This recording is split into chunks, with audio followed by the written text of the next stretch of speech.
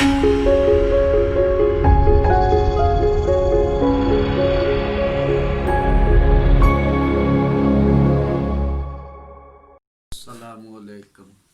दोस्तों, आज का हमारा टॉपिक है एपिस्टिक्सिस।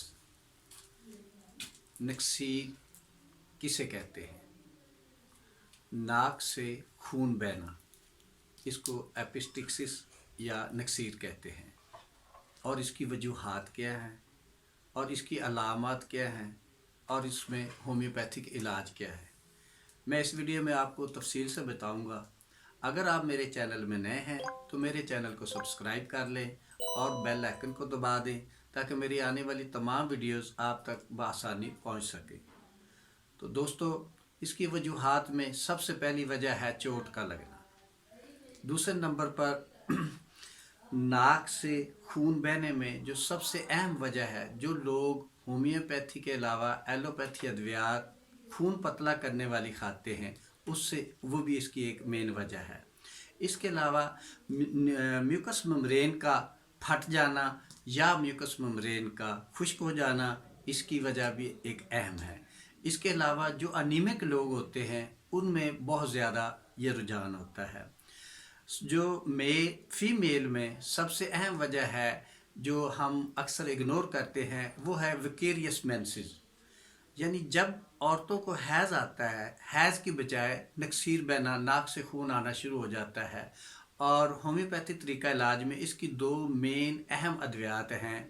अगर आप थोड़ी सी केस टेकिंग के दौरान इसकी तरफ तवज्जो ले जाएं तो आप फास्फोरस और ब्रायूनिया, इन दो अद्वियात से मुकम्मल नक्सीर का खात्मा कर सकते हैं।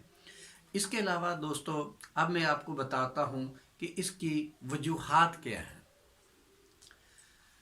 उसमें नक्सीर का आने से पहले इंसान की, बच्चों की, बड़ों की पेशानी पर बोझ और दबाव सा महसूस होता है और उसके बाद नाक से खून बहना शुरू हो जाता है। और ये ज़्यादातर एक नथने से ही आता है, बाद दफ़ा दोनों नथनों से भी आना शुरू हो जाता है। और इसके अलावा जिन लोगों को बहुत ज़्यादा खांसी आती है उसकी वजह से हो जाता है, यानी नक्सीर आना शुरू हो जाती है। बच्चों में अक्सर पेट की कीड़ों की वजह से जो अपने नाक को नोचते रहते हैं, उसकी वजह से नक्सीर आना शुरू हो जाती है। इसकी ये वजूहात हैं। तो सबसे पहले आप इनको कंट्रोल करें और उसके बाद अब मैं आपको बताता हूँ कि इसका होम्योपैथिक इलाज क्या है।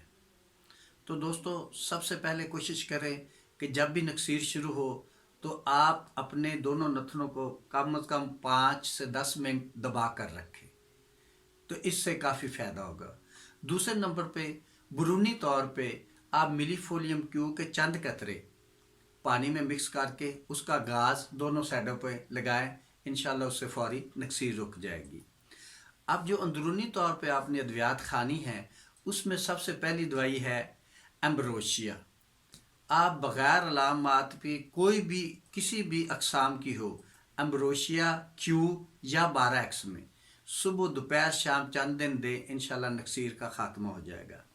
हाँ, अगर आपको पता है कि वाज़े मरीज़ को चोट लगी है, एक्सीडेंट हुआ या गिरा है या किसी ने कोई घोंसा वगैरह मारा है, तो आप 8 निका 30 बार बार रिपीट करें, इंशाल्लाह इससे नक्सीर रुक जाएगी।